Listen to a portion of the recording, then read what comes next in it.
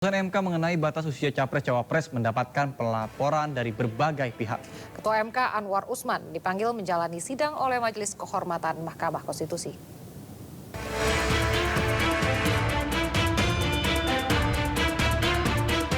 Majelis Kehormatan Mahkamah Konstitusi menggelar sidang terhadap Ketua MK Anwar Usman.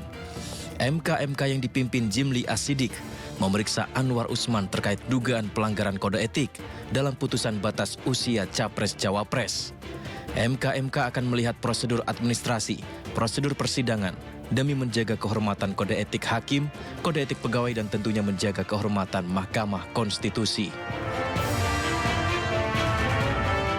Pertama kita akan panggil sekali lagi Pak Anwar Usman.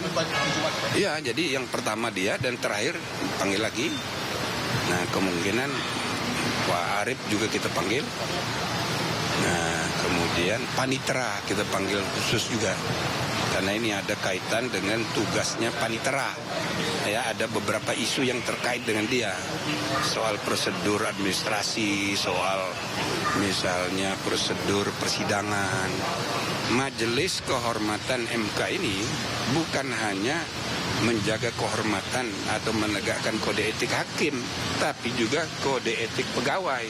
Karena tugasnya ya kan menjaga kehormatan institusi.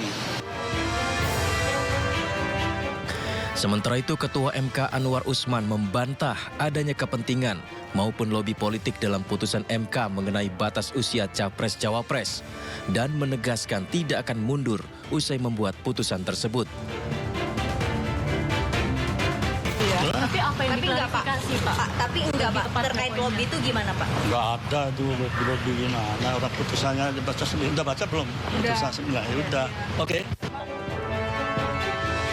Juru bicara tim pemenangan Ganjar Mahfud Tama S. Langkun mengatakan, pelaporan para guru besar hukum terhadap dugaan pelanggaran kode etik Anwar Usman merupakan sesuatu yang bisa menjaga marwah Mahkamah Konstitusi dan menyelamatkan tatanan demokrasi dari dugaan kepentingan tertentu.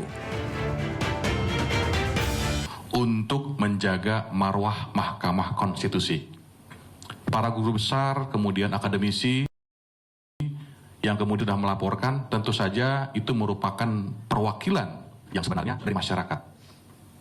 Sesuatu yang jernih tanpa ada kepentingan, yang tentu saja ini adalah upaya untuk menjaga konstitusi kita dari pembegalan konstitusi yang kemudian akan merusak tatanan demokrasi. Sebelumnya, 16 akademisi hukum mengadukan Anwar Usman ke MK. Para ahli hukum ini menuding Anwar Usman dan sejumlah hakim lainnya terlibat konflik kepentingan. Anwar Usman diduga ikut serta dalam upaya memuluskan jalan wali kota Solo Gibran Rakabuming Raka agar bisa maju sebagai cawapres.